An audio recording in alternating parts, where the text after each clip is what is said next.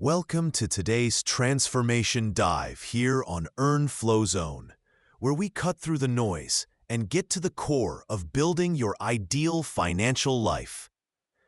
Ever scrolled through social media, saw someone's perfect life, and thought, must be nice to have that kind of money, followed by a familiar little twist in your gut? Or maybe you avoid looking at your bank balance like it's a jump scare in a horror movie. Yeah, you're not alone. We live in a world obsessed with the number in your account, convincing us that more digits equals more happiness, more security, more worth. But what if I told you that chase for more isn't the real game? What if the actual challenge and the biggest lever for change isn't about the money itself, but about how you feel about it? It sounds kind of soft, I know. We're told money is purely logical, purely mathematical. Just earn more, spend less, invest wisely. Boom, fixed. If only it were that simple, right? Anyone who's actually tried to do those things consistently knows there's something deeper at play. Something that trips you up when you know you should save, but hit buy now anyway. Or when you get a raise but still feel stressed about bills. That invisible force is your mindset, your beliefs, your relationship with money. It's the elephant in the room that no one wants to talk about because it feels personal, vulnerable. But ignoring it is like trying to build a skyscraper on quicksand. If you're ready to stop just playing defense with your finances and actually start building a life of freedom and abundance, you're in the right place. We're talking real, actionable strategies mixed with the powerful mindset shifts that make them stick. This isn't just about numbers, it's about transforming your entire relationship with success. If you're into real, actionable money and mindset content, hit like and subscribe. It helps way more than you think. Seriously.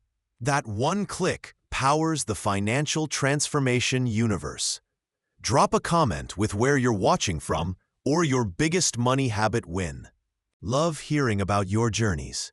Let's dive in and change the way you think about success. The stomach drop myth. So you're there. Your finger hovers over the banking app icon. Maybe it's been days or even weeks since you last peeked. There's a knot forming in your stomach, a familiar tightness in your chest. Every fiber of your being tells you to tap it, to face the music. But there's another part that whispers, maybe later, maybe tomorrow. You desperately don't want to see the numbers. Whether you pull in a decent paycheck or you're stretching every dollar, that feeling is strangely universal. A cocktail of dread, shame, anxiety, or perhaps just a general unease. You tell yourself, rationally, it's just the numbers. The story you've been sold and probably tell yourself is that if only you made more money, or if you just tried harder to spend less, this feeling would magically vanish.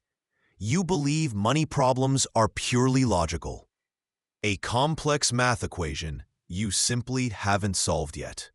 You look at friends, colleagues, or people online who seem to handle money with ease and automatically assume they either have massive paychecks you don't know about or possess some superhuman level of discipline you lack. This is where we hit the first and arguably the biggest hurdle that keeps people stuck. This is the stomach drop myth. The myth is believing money is just math. It's not. It is deeply, profoundly, undeniably emotional. Your bank balance isn't just a collection of digits. It's a snapshot reflecting your deepest feelings, fears, and beliefs about security, about your own worth, about control, and about your future. That stomach drop you feel? That isn't triggered by the exact dollar amount itself. It's about what that dollar amount represents to you, filtered through years, maybe even decades, of subconscious programming about money, success, failure, and scarcity. Think of it like trying to get fit by only looking at the number on the scale. The number is information, sure, but it doesn't tell you about your muscle mass, your energy levels, your nutrition, or your stress. Focusing solely on the bank balance number is like trying to fix a serious leak in your roof by just wiping up the puddles on the floor. You're dealing with the messy symptom, not the fundamental source. The source of that stomach drop, the core of that financial anxiety, isn't primarily your income level. Though that plays a role, it's your relationship with money itself. And for many, that relationship is, shall we say, complicated. It might be avoidant, filled with conflict, based on old family scripts, or just plain confusing. Before we even begin discussing strategies for making more, saving more, or investing smarter, we absolutely must address why money makes you feel this way. You need to understand the invisible, emotional forces that are currently shaping your financial reality, often without your conscious awareness. Recognizing this feeling, that knot, that urge to avoid, right now, is the most critical first step towards changing it. Don't judge it. There's no shame in feeling this way. Just observe it. Lean into the discomfort for a moment. That feeling is your starting point. Try this right now. The next time you feel that familiar avoidance or knot in your stomach when thinking about your money, don't immediately pull away. Just pause, breathe, and quietly ask yourself, what fear or belief is this number or this situation triggering in me right now? Is it a fear of not having enough? A belief you're not good with money? A feeling of being out of control? This one simple habit of observation changed everything for me because it shifted my focus from the number to the feeling, revealing the real work that needed to be done. Section 2, title, Your Unconscious Money Blueprint. Let's talk about something most people never consider, your money blueprint. It's the hidden code running in the background of your brain, dictating your financial reality, often without you even knowing it. Think back to your childhood for a moment. What was the vibe around money in your home? Was it a constant source of hushed stress, explosive arguments, or maybe treated with a kind of fearful secrecy? Were the phrases you overheard laced with scarcity? We can't afford that. Money doesn't grow on trees. Or maybe the idea that rich people were somehow bad or greedy. Perhaps you absorbed the belief that you had to work yourself into the ground, sacrificing health and happiness just to scrape by. These early experiences, the conversations overheard at the dinner table, the hushed arguments behind closed doors, the observed behaviors of your parents or guardians handling bills, weren't just random events. They were programming. They formed your unconscious money blueprint, the foundational software upon which all your subsequent financial decisions are built. This blueprint dictates your default, knee-jerk reactions to money situations today. That sudden knot of fear when you check your bank balance? The irresistible urge to impulse buy when you're stressed, like hitting the buy now button is some kind of emotional painkiller? The pervasive, nagging belief that you're just not good with money, no matter how hard you try. These aren't usually conscious choices you're making in the moment. They're automated responses, like hitting a reflex because someone tapped your knee. Consider this. Maybe you grew up watching your parents constantly struggle, seeing bills pile up, and hearing endless arguments about making ends meet. This created a deep, subconscious association. Money equals conflict and anxiety. Now, even with a stable job and a decent income, you might find yourself hoarding money, stuffing it away out of a deep-seated, almost primal fear of scarcity. It feels safe, but it's driven by past panic, not present strategy. Or perhaps the stress was so overwhelming that money felt like a toxic burden. In that case, you might find yourself spending it quickly as soon as you get it, unconsciously trying to get rid of that uncomfortable feeling. It's like money burns a hole in your pocket, not because you're irresponsible, but because your old programming tells you it brings pain, and your system just wants the pain to stop. Here's the truly surprising and maybe slightly unsettling insight.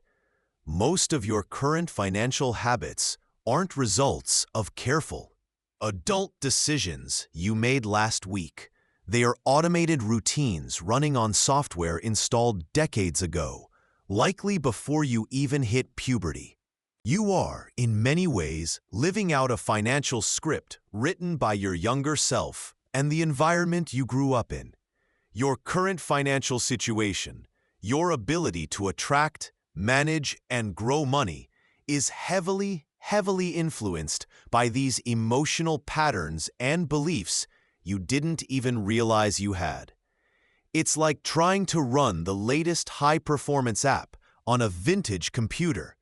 The hardware just isn't built for it until you upgrade the software. This isn't about blaming your parents or your past. It's about understanding the root cause so you can finally change the effect. Recognizing this blueprint is the first, crucial step to breaking free from its limitations.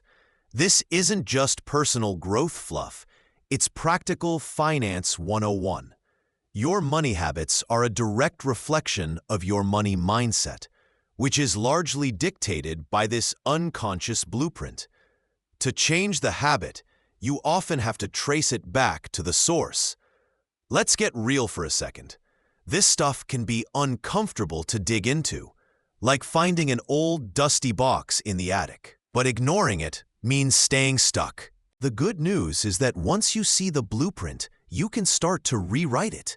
You have the power to install new, empowering beliefs and create conscious, wealth-building habits. But first, you have to identify the old code. Take a moment right now to reflect. What is one specific money memory or phrase from your childhood that still echoes in your head, that you think might be influencing you today? Maybe it's a feeling, a fear, or a direct quote. Acknowledge it. This is where the real work begins. Okay, moving from understanding the why behind your financial blueprint, let's talk about the how it often plays out in your daily life. Because based on those deep-seated beliefs and experiences we just discussed, you likely fall into certain money personas or default behaviors. Think of these like characters you play on a stage, often without even realizing it. Are you the avoider? This is someone who pretends money doesn't exist. Checking your bank balance feels like walking a tightrope over a chasm. Bills get stacked in a corner like a monument to procrastination. You actively avoid conversations about finances. You're probably playing the avoider role, hoping if you ignore the monster under the bed, it will magically disappear.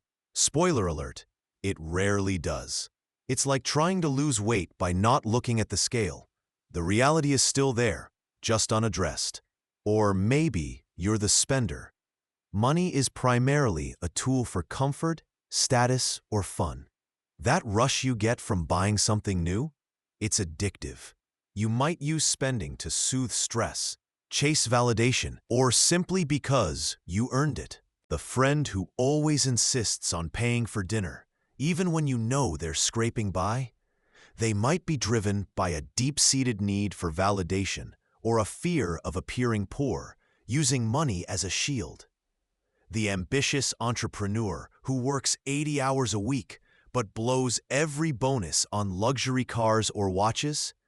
They might be trying to prove something to their past self or others, using purchases to signal success. spending becomes less about value and more about feeling. Then there's the hoarder. You save money obsessively, and the thought of spending, even on necessities like a much-needed new pair of shoes or a dentist appointment, feels like a physical pain. Your savings account looks great on paper, but you live like a pauper, filled with anxiety about depleting your reserves. Every purchase is scrutinized. Every outflow is a minor crisis. It's like having a full tank of gas, but being terrified to drive anywhere because you might use it up. You're sitting on a dragon's hoard, but never get to enjoy the treasure or use its power. And finally, the worrier. No matter how much money you have, you constantly feel stressed about it. There's always a fear of what if? What if the market crashes? What if I lose my job? What if an unexpected expense drains my savings? You might have significant wealth, but you experience the same anxiety as someone struggling to make ends meet. Your mind is a perpetual financial forecast, always predicting storms, never enjoying the sunny days. It's exhausting, isn't it? Like constantly double-checking if the oven is off, even when you know you turned it off an hour ago. Here's the truly crucial insight. These personas aren't who you are. They are learned behaviors, coping mechanisms developed over time to deal with underlying money fears, beliefs, or unmet needs. Maybe being an avoider protected you from the shame of seeing your family's struggles. Maybe being a spender gained you acceptance or love you felt you lacked. Maybe being a hoarder made you feel safe in an unpredictable world. They served a purpose once, offering a form of protection or perceived gain. But now, they might be the very things self-sabotaging your financial growth and peace of mind. Recognizing the play is the first step to changing your role. So, let's get raw and honest for a second. Look at your habits or feelings around money, your automatic reactions. Which money persona do you recognize most in yourself right now? Just name it. Don't judge it, just identify it. This one step can change everything. Okay, moving deeper into how we really interact with our money. Let's zoom in on a behavior most people have experienced. Picture this. You've had one of those days. The boss was particularly annoying. Traffic was a nightmare. Maybe you spilled coffee on yourself this morning. Life is just rubbing you the wrong way. As you trudge past that trendy cafe on the way home, or browse online during a break, that expensive coffee, or that vibrant, maybe slightly overpriced, smoothie just calls your name. You know, deep down, it's probably not necessary, and definitely not in the strict budget. But you hear that little voice inside, "Ugh, I deserve this," or "It's just $8. What's the big deal?" And boom, the card comes out, the app clicks buy, and it's done. Later, maybe the guilt creeps in a little. You look at the receipt or your bank statement and think, seriously? Another $8 on that? It's incredibly easy to blame the beverage itself, the tempting app design, or simply a perceived lack of willpower. You might even joke about it. "Oh, that $8 smoothie is why I'm not a millionaire yet." If only it were that simple, right? But here's the surprising insight, the real truth beneath the surface. That purchase wasn't actually about the $8 smoothie or coffee. It wasn't even about satisfying thirst or hunger. That purchase was about a momentary escape, a small, accessible hit of pleasure, a way to soothe the stress, the frustration, or whatever negative emotion you were feeling in that exact moment. You weren't just buying a smoothie. You were buying a feeling. This emotional spending dynamic isn't limited to small daily leaks. It applies whether it's $8 or $800 or even $8,000. For the beginner just starting to track spending, It shows up in those daily small impulse buys, the extra snack, the fancy drink, the little trinket. For the mid-earner, making decent money but feeling stretched, it might be the slightly too expensive gadget purchased after a tough meeting, or the impulse weekend getaway booked to escape the grind. And for the builder who is actively growing wealth, this can manifest as an impulsive upgrade, a status symbol purchase, or overspending on experiences without truly checking if they align with deeper values, all driven by an underlying emotional need. Perhaps validation, relief from pressure, or a sense of achievement that money seems to promise. People often underestimate the power of these emotional drivers because they feel trivial at the moment of purchase. They think it's just a little thing. But these little things add up, and more importantly, they distract you from addressing the real reasons behind the spending. You're trying to fix an internal state with an external purchase, and that's a game you'll never truly win long-term. The cause and effect here is clear. Discomfort, stress, negative emotion, desire for relief, pleasure, impulse purchase, temporary relief, guilt, repeat. This one habit, understanding the why behind the buy, changed everything for me in tackling overspending. It's not about deprivation, it's about redirection. So here's the action step, a simple yet powerful experiment for you. Try this for the next 3 days. Before you buy anything non-essential, that means anything beyond your absolute necessities like basic groceries, essential bills, etc. Pause. Take just 10 seconds. Stop scrolling, stand still outside the store, hold off on clicking checkout. In those 10 seconds, ask yourself this simple question. What feeling am I trying to get or avoid with this purchase right now? Be honest with yourself. Are you bored? Stressed? Lonely? Trying to feel successful? Wanting to escape a task you dread? Just acknowledging the feeling, even if you still make the purchase, starts to break the automatic link between emotion and spending.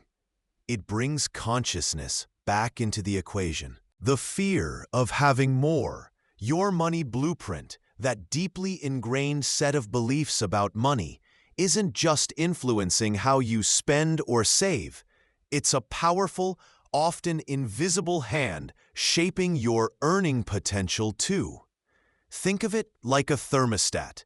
If your internal setting for income is stuck at a certain level, you'll unconsciously regulate yourself to stay there, even if opportunities arise to turn up the heat. This is where many people hit an earnings ceiling they don't even realize they built themselves. You might find yourself subtly self-sabotaging your income growth. Maybe you hesitate for months or even years to ask for that deserved raise at work, telling yourself it's not the right time or they won't say yes anyway.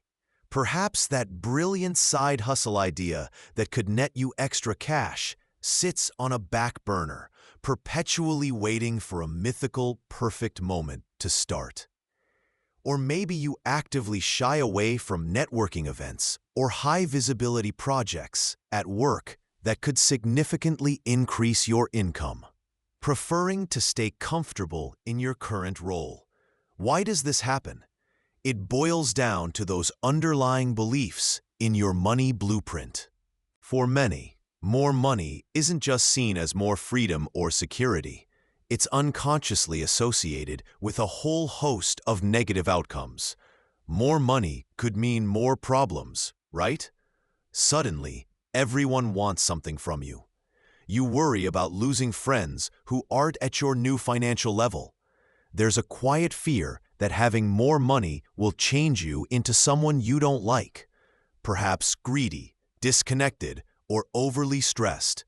And sometimes, the most insidious belief is simply feeling undeserving, Like, who am I to earn that much? Imagine that scenario. You're offered a higher-paying role with more responsibility and prestige. Exciting, right? But deep down, a little voice whispers, you're going to be exposed as an imposter. Or, all that extra money will just make your life complicated. It's like your internal system flags more money as a potential threat, triggering a defensive reaction to keep you safe within your familiar, even if limiting, financial comfort zone. It's kind of like hitting the gym consistently, but then eating a whole pizza afterwards. You're working hard, but your internal programming is canceling out the potential gain. Here's a surprising insight that challenges common thinking.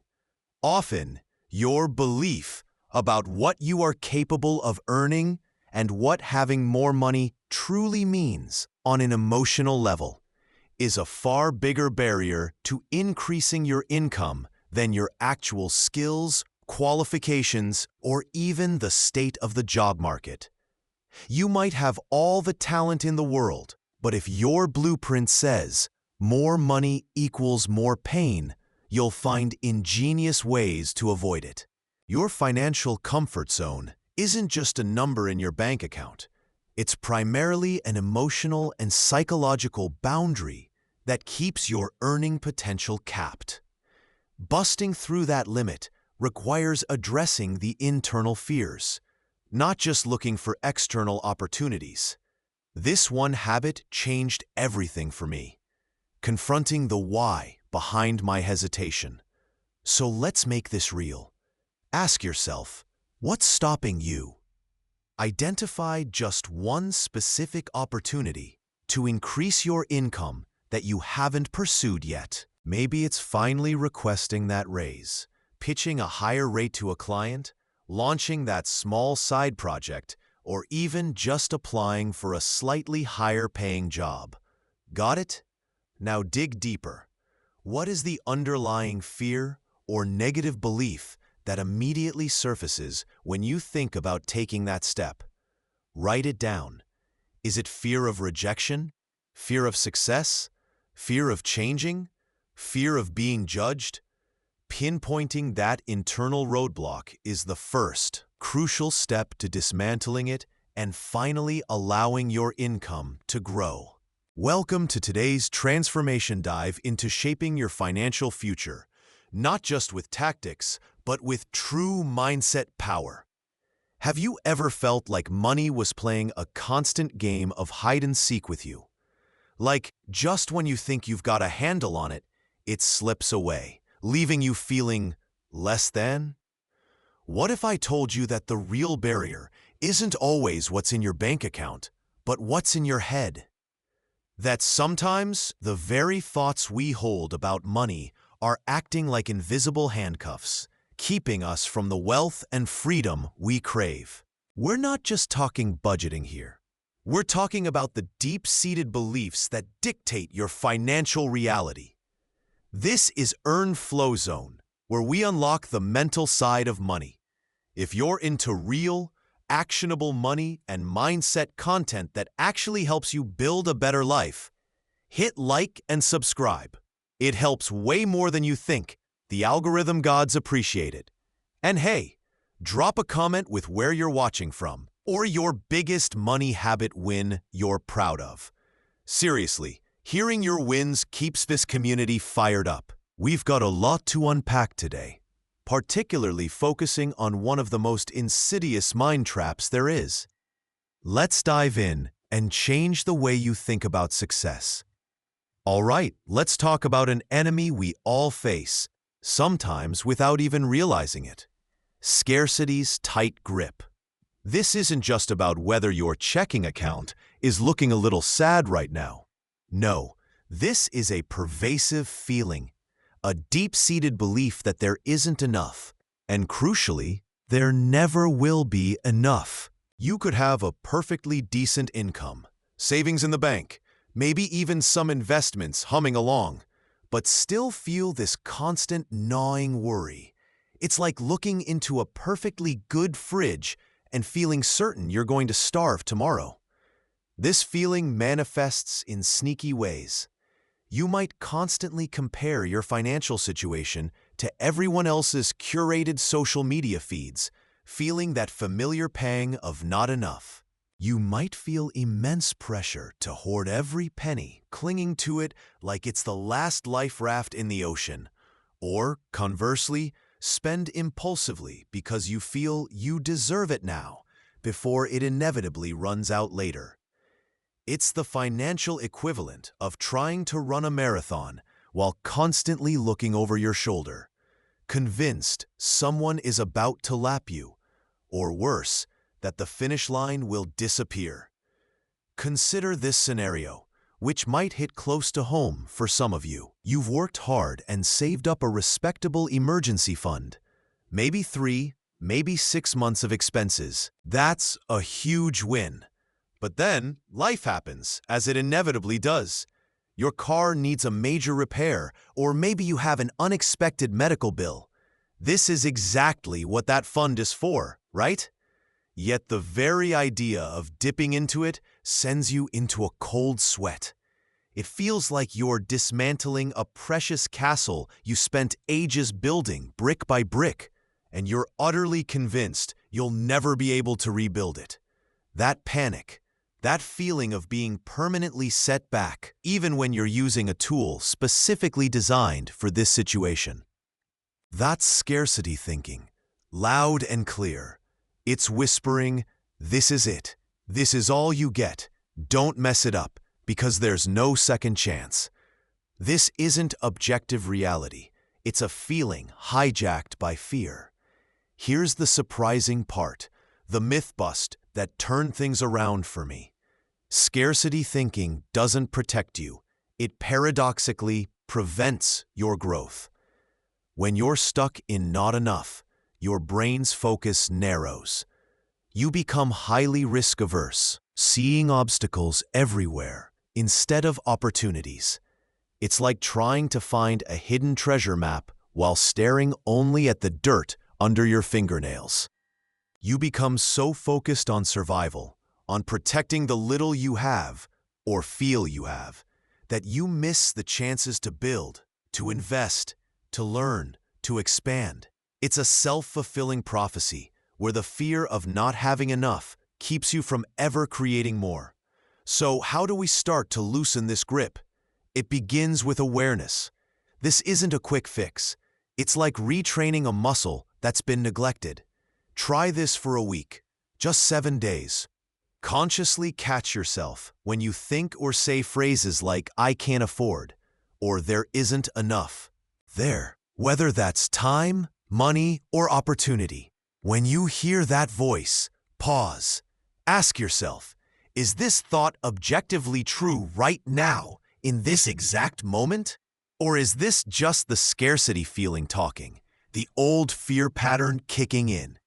Is it that you literally cannot afford that cup of coffee?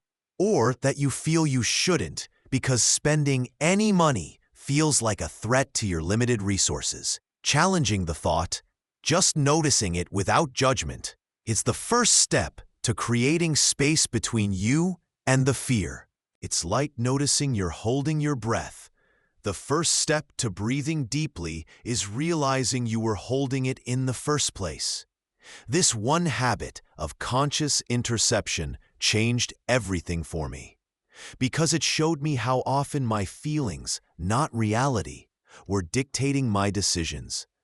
It's about shifting from a survival focus to a building focus, recognizing that sometimes smart spending or calculated risk is actually the path to more abundance, not less. As we wind down this session, take a moment to really let that sink in. The true battle for financial freedom isn't just fought with spreadsheets and savings rates. It's waged within the landscape of your own mind. That feeling of scarcity, that tight grip of not enough, is a powerful illusion, one that can keep you playing small, even when you have the potential for massive growth right in front of you. The one big takeaway today is this: Your mindset isn't just a side effect of your financial situation. It's often the root cause of it. By becoming aware of scarcity thinking, by challenging those automatic negative thoughts, you begin to create cracks in the foundation of that limiting belief. It's not about pretending everything is perfect. It's about recognizing that your feeling of scarcity is not necessarily your reality of resources. The potential long-term benefit of this kind of internal work is profound. As you loosen scarcity's grip, you open yourself up to seeing opportunities you missed before. You become more willing to invest in yourself, to take calculated risks, to negotiate for your worth, and to trust that you have the capacity to create wealth. It's a fundamental shift from playing defense to playing offense in the game of life and money. A deeper insight here is that discipline isn't just about restricting yourself. True financial discipline, when paired with an abundant mindset, is the freedom to make choices that align with your vision for the future. Rather than being dictated by old fears, it's about building a mindset resilient enough to handle setbacks without collapsing into despair, confident in your ability to create flow no matter the external circumstances. Remember this: in the end, your bank account will catch up to your mindset, not the other way around. Welcome to today's transformation dive into the Earn Flow Zone. If you've ever felt like you're constantly chasing, never quite having enough, or that the finish line is always moving, then stick around. This episode is for you. We're cutting through the noise and getting to the core of what truly creates financial peace and growth. We're not just talking money. We're talking the mindset that makes the money flow. If you're into real, actionable money and mindset content, hit like and subscribe. It helps way more than you think. Drop a comment with where you're watching from or your biggest money habit wins so far. Let's dive in and change the way you think about success. Now, you've started building, managing, and maybe even accumulating a little something. Or perhaps you're just staring at ground zero, feeling the weight of it all. Wherever you are, there's a fundamental shift required to move from feeling stuck to actually flowing. And it's not about hitting some arbitrary millionaire mark overnight. It's about something far more grounded, far more powerful: sufficiency. This is Section 7, Sufficiency, the foundation of flow. The immediate enemy of growth, the thing that constantly trips us up, is usually scarcity. That gnawing feeling that you don't have enough, that you're falling behind, that there isn't enough to go around. It's a powerful, often paralyzing state. But here's the crucial insight, the surprising antidote. The solution to scarcity isn't immediate overflowing abundance. Nope. It's cultivating a sense of sufficiency. Sufficiency is recognizing that right now, in this very moment, you have enough. Enough to cover your essential needs.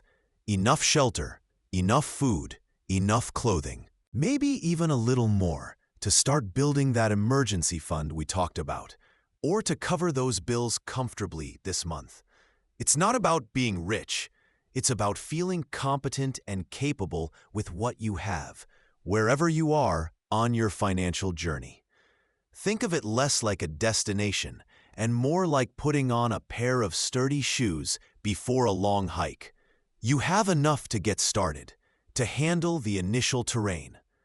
This looks different for everyone, depending on where you are. For the absolute beginner, hitting that first $500 or $1,000 saved, knowing you have a small cushion against a minor hiccup, that's a huge feeling of sufficiency.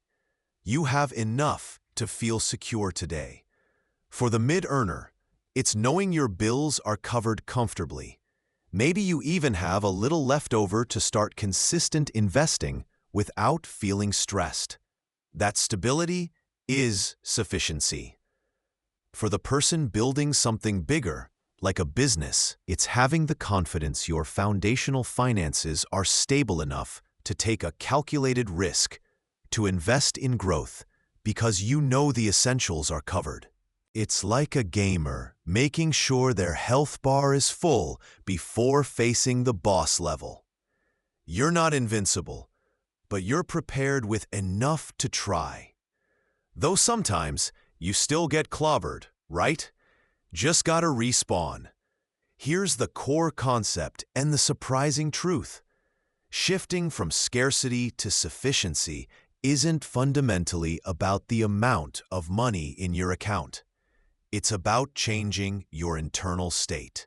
It's a shift from the fear-driven panic of, "I don't have enough," to the calm capability of, "Okay, I have what I need right now, and I can handle what comes." Scarcity makes your brain focus on what's missing. Sufficiency allows it to focus on what you have and what you can do. The cause and effect here is profound. When you operate from scarcity, fear, your brain is in fight or flight. You make reactive, often desperate decisions that reinforce the scarcity loop.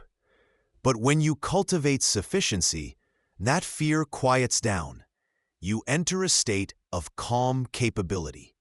This calm allows you to think clearly, see opportunities you missed before, and make proactive, strategic decisions from a place of strength, not desperation.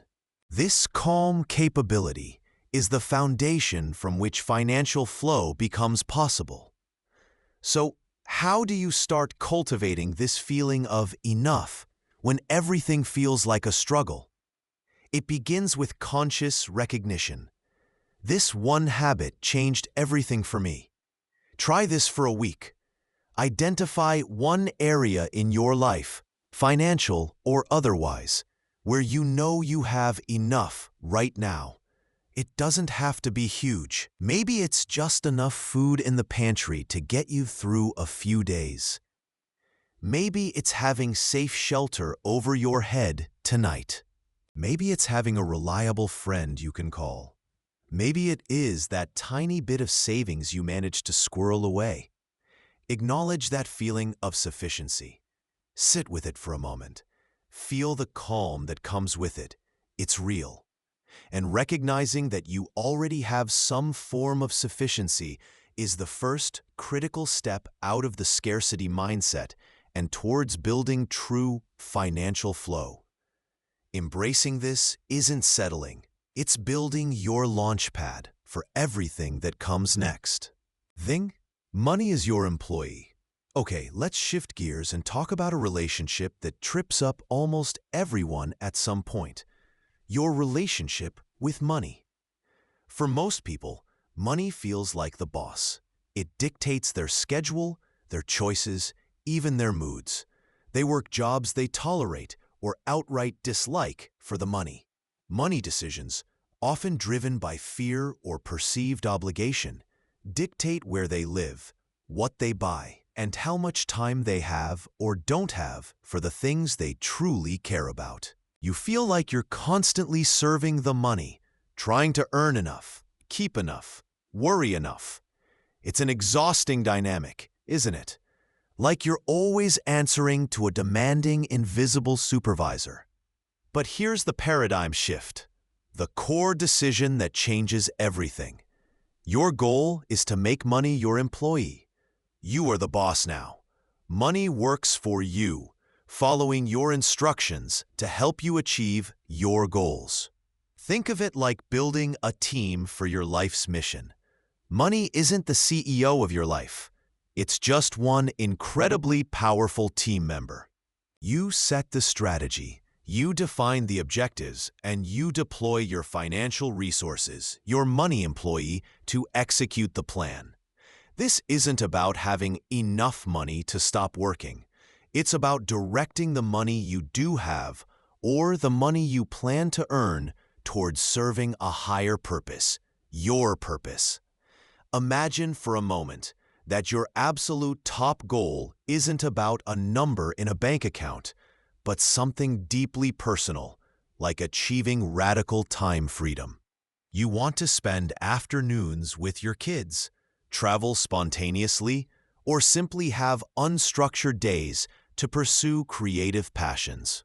When money is your employee, you instruct it to find ways to make this happen. This could mean directing funds towards investments designed to generate passive income streams, essentially telling your money employee to go out there and hire little income-generating robots while you sleep. It could mean using your money to fund courses or training that increase your skills, allowing you to command a higher salary later for fewer hours. Effectively telling your money employee to go invest in this skill upgrade so you can earn more efficiently. Or it might mean strategically saving and investing so you can afford to reduce your working hours sooner, instructing your money employee to build up this cushion so I can negotiate my time back. Here's the surprising insight, the myth bust most people miss.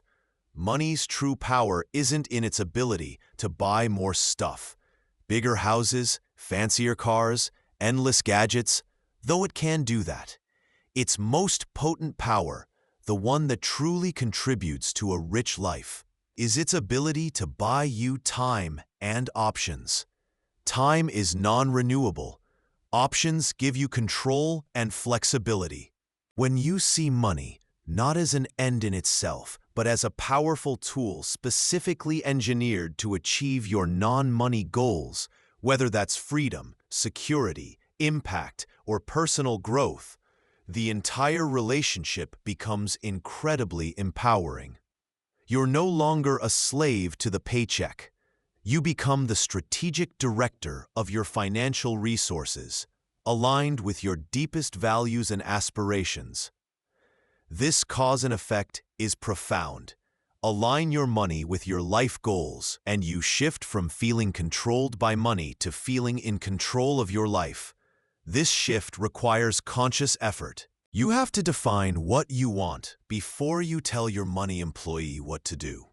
So, here's the action prompt for this section, a vital step in making this relationship shift. Take out a piece of paper or open a note on your phone. Write down your top 3 life goals that are not about having money itself. Be specific. Maybe it's traveling to a specific country, spending 2 full weekdays every week with your family, mastering a musical instrument, writing a book, or retiring by a certain age to volunteer. These are your objectives. Now, look at those goals. Pick one of them. Ask yourself, how could money serve as a tool, as an employee, to help you achieve just that one goal?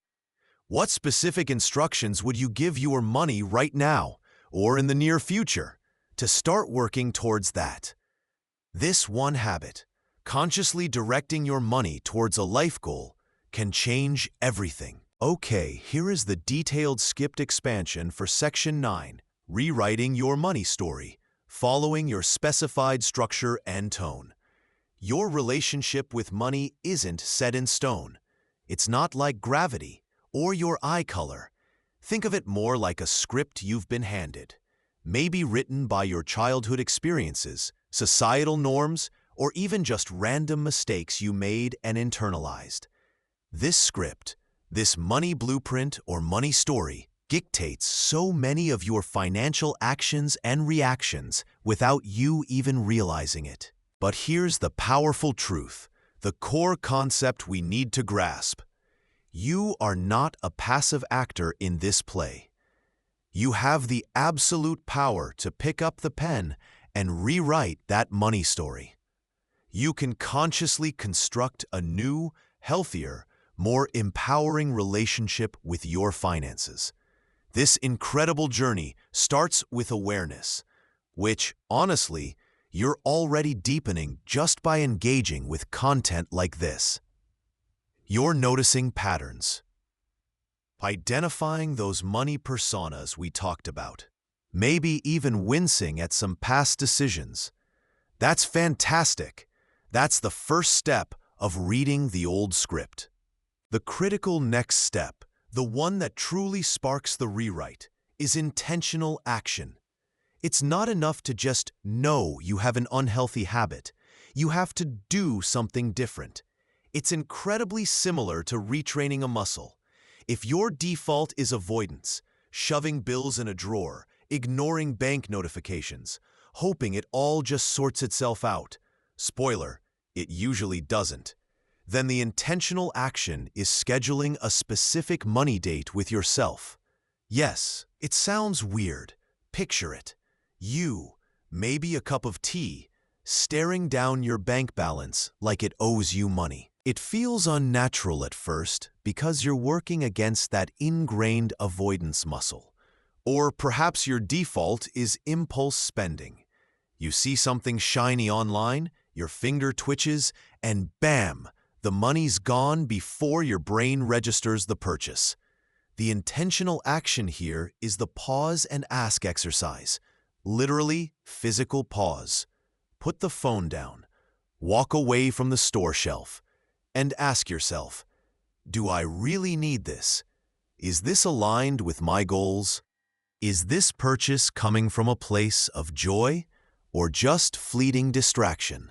It feels clunky, maybe even a little silly, like putting training wheels back on a bike you thought you knew how to ride. Here's the truly surprising insight, the habit that challenges common thinking about building wealth. It's not the grand gestures or the perfect budget that make the biggest difference initially. It's the small, consistent acts of conscious engagement with your money. Tracking an expense, reviewing your statement for just 5 minutes, planning where your next paycheck will go before it arrives. These aren't glamorous, but they are profoundly powerful. Why? Because each small act is a promise you make to yourself and keep. This builds self-trust. You're proving to yourself, transaction by transaction, check-in by check-in, that you can handle your money, that you are in control, not the other way around. This consistent showing up, even imperfectly, fundamentally changes the emotional connection you have with your money, from one of fear, shame, or avoidance, to one of confidence, power, and possibility. It's not about being perfect. It's about showing up differently than your old script dictated. So here's the prompt for action, the specific step you can take right now. Try this for a week. Schedule a recurring 15-minute block in your calendar this week titled Money Check-In. Literally set an alarm. The goal isn't to do your taxes or build a complex budget. It's just to log into your banking app or look at your primary accounts without judgment. That's it. Just observe. Notice the numbers. Notice how it feels to look at them. This tiny, consistent act is the first brushstroke on your new financial canvas, the first edit of your money story. Do it, and you'll start feeling the shift. Welcome to today's transformation dive into building the financial future you actually want. You know, it's funny how we often think fixing our money situation requires some kind of financial superhero cape and a massive, overnight overhaul. Like we need to suddenly become budgeting ninjas, investment gurus, and debt-slaying warriors all before breakfast. It's almost an ironic thought. We want freedom, but we approach it with a mindset of overwhelming, impossible effort. That pressure alone can be enough to make anyone want to just pull the financial covers over their head and pretend the bills don't exist. But what if I told you that the path to real financial peace and growth isn't paved with heroic leaps, but with consistent, almost ridiculously small steps? It's a powerful paradox, isn't it? The biggest shifts often start with the smallest actions. If you're into real, actionable money and mindset content that cuts through the noise and helps you build actual momentum, hit like and subscribe. It helps way more than you think and keeps this train rolling. We're building a community here of people serious about taking control, one small win at a time. Drop a comment with where you're watching from. Maybe you're in New York, or maybe New Zealand. Or share your biggest money habit win, no matter how small. Let's celebrate those steps together. Okay, enough setup. Let's dive in and change the way you think about success, starting right now. Okay, so let's talk about momentum, because that's really where the magic happens. You see, rewiring your money relationship isn't about strapping on that superhero cape and performing financial miracles overnight.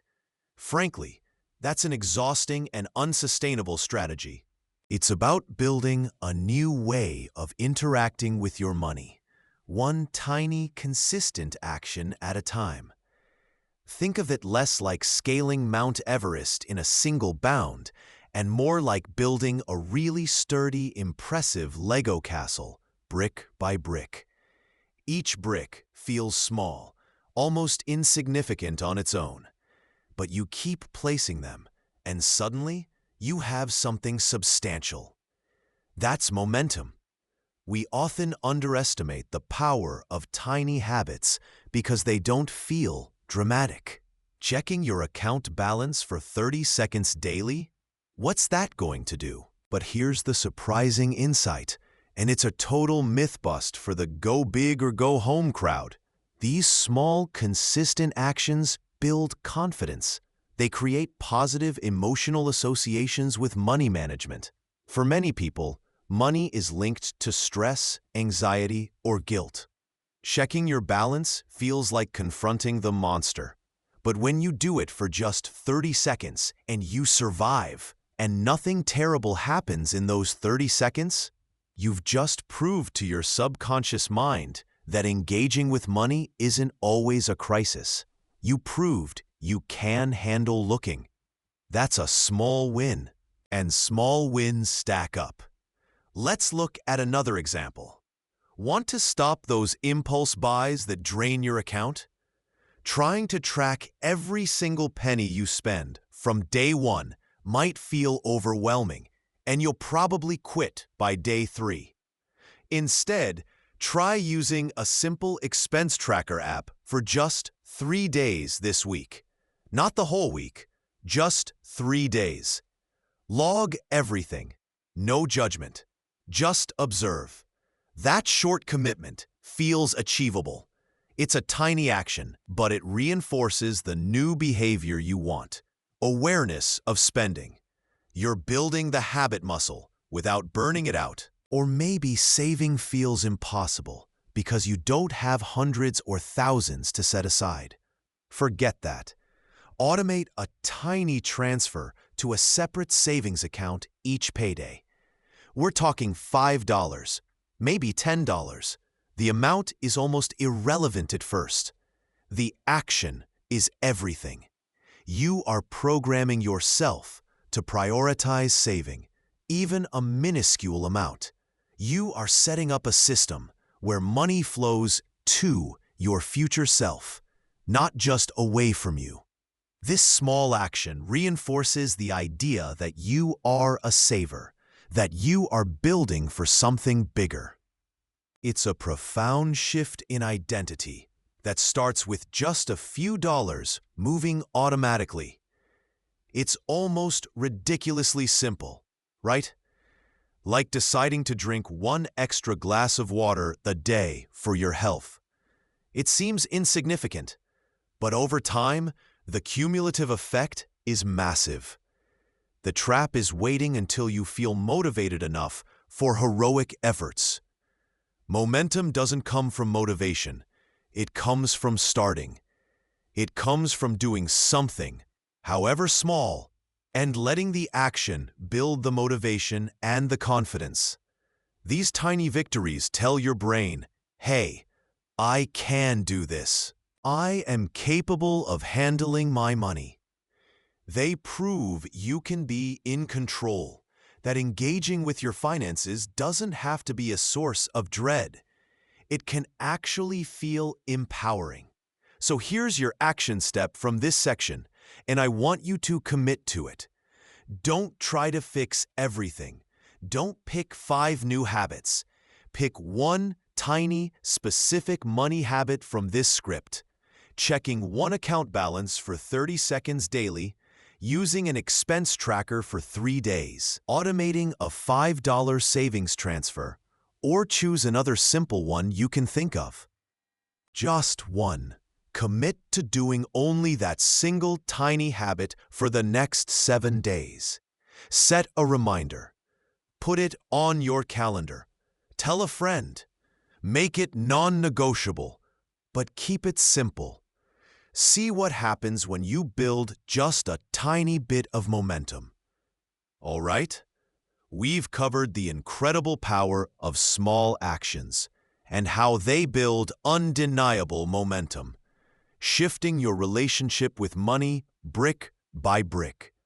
We've seen how tiny habits, seemingly insignificant on their own, are the foundation for building confidence and proving to yourself that you are capable of financial control. It's the consistent drip that carves the stone, not the sudden flood. The one big takeaway here is that progress isn't about perfection or impossible leaps. It's about presence and persistence in the small things. It's about showing up for your money, even when it feels uncomfortable, in manageable doses. The potential long-term benefit of this approach is profound. By consistently taking these small steps, you don't just build a better budget or a larger savings account. You build a stronger, more resilient mindset. You replace anxiety with agency. You replace avoidance with empowerment. You create a positive feedback loop where managing your money feels less like a chore and more like an act of self-care and future building. Over time, this transforms not just your bank account, but your entire outlook on what's possible. A deeper insight here is that discipline isn't about deprivation or restriction in the long run. It's about choosing what you want most over what you want now. And starting small makes that choice less painful, less daunting. It makes discipline feel like a gentle guide rather than a harsh taskmaster. It proves that being good with money isn't some innate talent. It's a skill, built like any other, through practice, patience, and focusing on the next small, right step. Remember, the journey of 1,000 miles begins with a single step. In personal finance, the journey to wealth, security, or simply peace of mind begins with a single dollar, a single look, a single logged expense. Start there, be consistent, and trust the process. In the end, your bank account will catch up to your mindset, not the other way around. Okay, so you've been diving into these money mindsets, maybe you've tweaked some habits, and you're feeling good. You've got the budget app humming, the savings goal in sight. But let's get real for a second. This work, rewiring your relationship with money, shifting deeply ingrained beliefs, building that earn flow zone confidence, it is absolutely not a one-time fix. Think of it less like flipping a light switch and more like training for a marathon, or maybe learning to cook a really complex dish without setting off the smoke alarm. There will be days, maybe many days, when you feel yourself falling back into those old familiar patterns. It happens to everyone. You might overspend because you're stressed after a brutal day at work, justifying it as treating yourself, when really, you're just trying to numb an emotion. You might avoid checking your bank balance after a tough week, letting that financial anxiety just hang there, vague but heavy. Or you feel that sharp, uncomfortable pang of scarcity creep back in, even when you know intellectually your finances are stable. You see someone else's curated highlight reel on social media, their new car, their vacation, and suddenly the not enough feeling is right there, whispering doubt. This is so incredibly normal, it should almost be written into the user manual for being human. We are creatures of habit, and our emotional responses run deep. Here's the surprising insight that flipped everything for me, and for countless others on this journey. Progress isn't linear. It looks less like a steady uphill climb and more like, well, like a toddler learning to walk. They take a few steps, they wobble, they fall down, they get back up. Each fall isn't a failure. It's just part of the process of learning balance and coordination. In the context of your money mindset, a slip-up, whether it's an impulsive purchase driven by emotion, avoiding a financial task you know you should do, or feeling that gut punch of inadequacy, isn't a failure. It is, believe it or not, an opportunity for awareness. When you notice an old pattern resurfacing, when that familiar stress-spending urge hits, or the avoidance mechanism kicks in, the new skill you're cultivating isn't to beat yourself up. Seriously, ditch the shame. It's a terrible motivator. The powerful new skill is to pause. Just hit the mental pause button for a second. Observe the feeling or the belief that seems to be driving the behavior without judgment. Like a friendly detective, you're just gathering information. You might say to yourself internally, okay, that's the scarcity feeling bubbling up. Or, there's the avoidance pattern showing up again. Or maybe, yep, I'm definitely stress shopping because I'm overwhelmed. You're simply labeling the emotion, the thought, or the physical sensation connected to the urge. This simple act of pausing and labeling interrupts the automatic shame and react cycle. It builds self-compassion because you're acknowledging your struggle without condemning yourself. It cultivates curiosity. Where did that feeling come from? Instead of judgment. I'm so bad with money. The cause and effect here is profound. When you create space through awareness, cause, you gain the ability to choose a different response, effect, rather than being controlled by the old programming. Awareness, in this context, is progress, even if the behavior doesn't change instantly. Just noticing is a win. So try this for a week. The very next time you notice yourself engaging in an old, unhelpful money behavior, like wanting to make an impulsive purchase you know isn't wise, avoiding logging into your banking app, you're feeling intensely stressed or inadequate about money, simply pause, take a breath, and label the feeling or pattern without judgment. Just name it. That's the anxiety about the bills, or, avoidance of the budget spreadsheet, or, okay, scarcity thinking just showed up. Don't try to fix it in that moment, just notice it. This one simple habit of awareness changes everything, shifting you from being a victim of your patterns to an observer, giving you the power to eventually steer the ship. Remember, it's not about never falling. It's about noticing the fall and learning to get back up with more understanding each time. So, we've navigated quite a journey together, peeling back the layers of our relationship with money. We've felt that familiar stomach drop, uncovered the hidden blueprint handed down through generations, acknowledged the personas we sometimes adopt, and understood the powerful emotions driving our spending and earning habits. We've confronted the scarcity trap and embraced the liberating truth that money is simply a tool meant to serve us, not control us. And as we stand here, at the culmination of this exploration, the single most profound principle shines through. Your relationship with money isn't just a part of your financial reality. It is the fundamental, non-negotiable foundation upon which your entire financial life is built. It's not merely about balancing a budget or picking investments. It's about the whisper of your feelings, the deep-seated echoes of your beliefs, and those unconscious patterns that dictate every financial decision, large or small. What happens, truly, if you decide this sounds interesting but don't actually do the work? You remain, quite simply, stuck. It's like trying to drive a car with the emergency brake partially engaged. You can floor the gas pedal, earn more, maybe even save a bit, but you're constantly fighting against unseen resistance.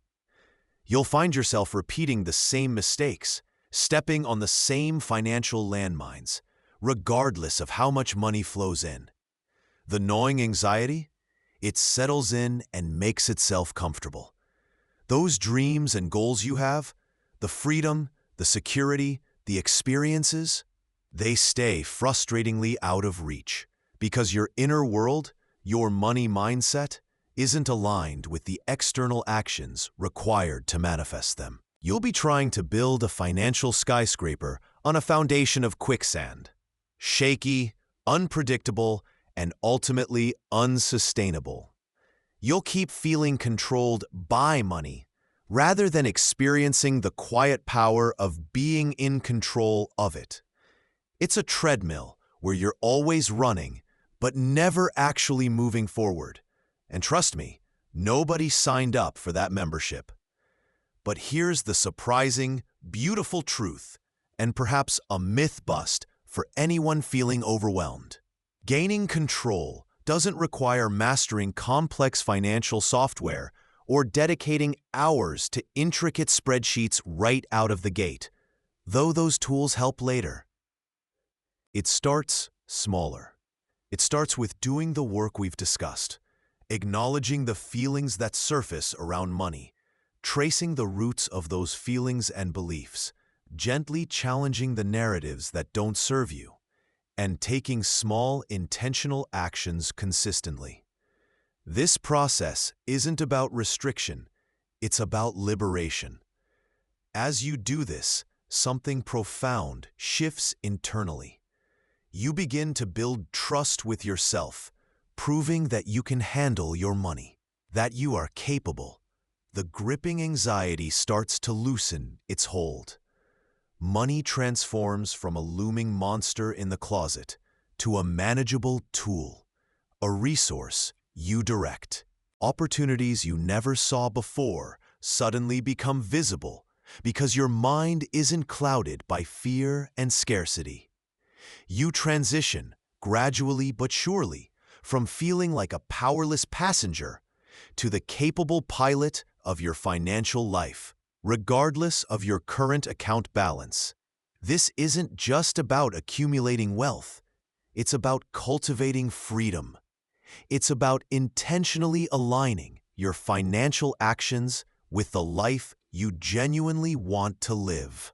Ensuring your money supports your deepest values and aspirations. And the incredible part? It doesn't begin with a massive overhaul or a complicated financial plan. It starts with one simple, conscious choice, taken right now. The most important step forward is always the very next one, taken with awareness and intention. So, here is your clear, doable directive, your immediate call to action that can begin rewiring your money relationship. Choose just one single thing we've discussed today, whether it's tracking your spending for the next 24 hours, scheduling that dedicated 15-minute money date with yourself later this week, identifying a specific money memory that impacts you, pausing before making an emotional purchase just to notice the feeling, or simply taking a moment today to note a feeling of financial sufficiency, no matter how small. Choose just one, and do it immediately after this script ends. Don't put it off. Don't wait for a better time or when you feel more ready. The readiness comes from taking the step. Start building that solid foundation now. Your future self, living in the financial reality you are actively creating, will look back at this moment and thank you for choosing control over comfort, intention over inertia. In the end, your bank account will catch up to your mindset, not the other way around.